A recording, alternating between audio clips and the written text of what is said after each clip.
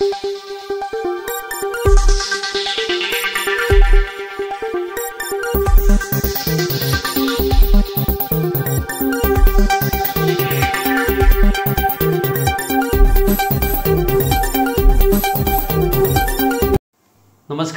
Asian news चॅनलमध्ये आपले स्वागत आहे। छत्रपती संभाजीनगर जिल्ह्यातील सिल्लोड तालुक्याच्या न्यू हायस्कूल निल्लोड व ग्रामपंचायत निल्लोड येथे मराठवाडा मुक्ती संग्राम दिन मोठ्या उत्साहात साजरा करण्यात आला। सिल्लोड तालुक्यातील निल्लोड येथे वेगवेगळ्या ठिकाणी मराठवाडा मुक्ती संग्रामाच्या निमित्ताने कार्यक्रमांचे आयोजन करण्यात आले होते। मुक्ती संग्रामामध्ये सहभागी असलेले आणि 100 वर्षात पदार्पण करणारे ज्येष्ठ स्वातंत्र्य सेनानी सांडोजी तुकाराम कराळे गुरुजी यांच्या हस्ते ध्वजारोहणाचा कार्यक्रम यावेळी संपन्न झाला। या प्रसंगी मुक्ती संग्रामामध्ये सहभागी असलेल्या कराळे गुरुजींनी स्वातंत्र्य लढ्यातले प्रसंग उपस्थितांना कथन केले। गावातील सरपंच, उपसरपंच, ग्रामपंचायत सदस्य तसेच वेगवेगळ्या शाळा तसेच संस्थांमधील पदाधिकारी आणि ग्रामस्थ मोठ्या संख्येने यावेळी उपस्थित होते। न्यू हायस्कूलचे मुख्याध्यापक BM खेडकर यांच्यासह शिक्षक, शिक्षकेतर कर्मचाऱ्यांनी कार्यक्रमाच्या यशस्वीतेसाठी परिश्रम घेतले। एशियन न्यूजसाठी प्रतिनिधी सचिन भांबरे, निल्लोड। धन्यवाद। शहागंजमध्ये पोलीस स्टेशन होतं, त्याचवेळी पहिला प्रथम आम्ही स्वातंत्र्य सैनिकांनी ते पोलीस स्टेशनवर ते उडविण्याचा प्रयत्न केला, बॉम्ब फेकले तिथे आणि निघून गेलो।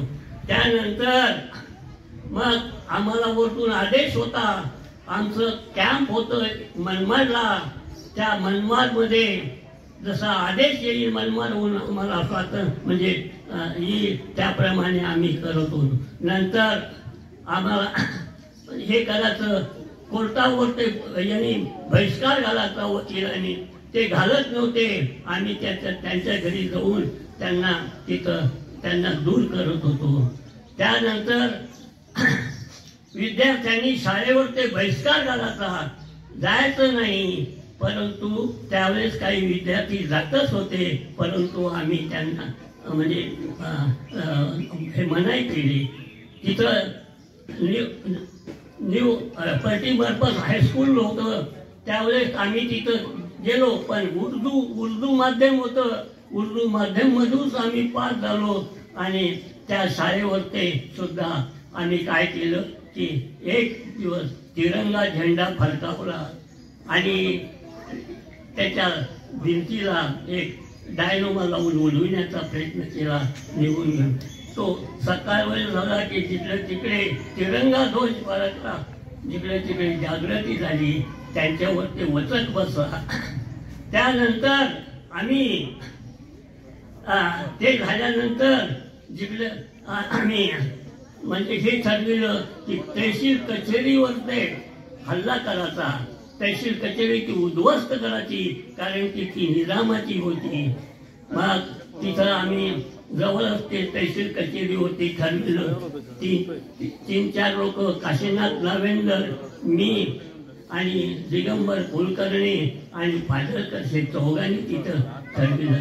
गेलो आम्ही, तिथे बॉम्ब लावला आणि तिथं पोलीस होते, पुढे बॉम्ब लावून असं तर बोलवण्याचा प्रयत्न केला आणि लगेच तिथून आम्ही निघून गेलो।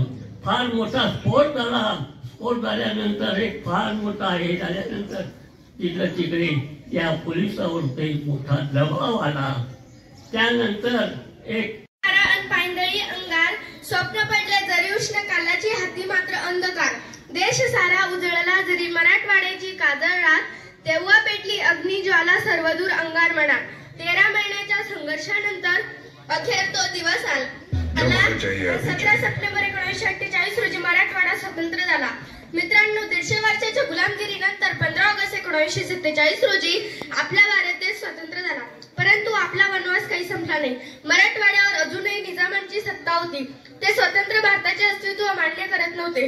निजामांच्या या अन्याय व अत्याचाराला जनता फार कंटाळली होती।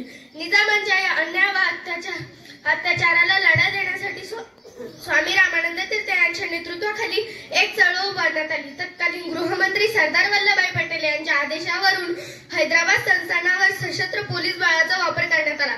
त्यानुसार सप्टेंबरला ऑपरेशन पोलो सुरू करण्यात आले. त्यामुळे हातपत करत निजामांनी माघार घेतली. या मुक्ती संग्रामातील नेत्यांच्या अथक प्रयत्नानंतर व अनेक शूरवीरांच्या बलिदानानंतर 17 सप्टेंबर 1948 रोजी मराठवाडा स्वतंत्र झाला. एवढे बोलून मी थांबते. जय जवान.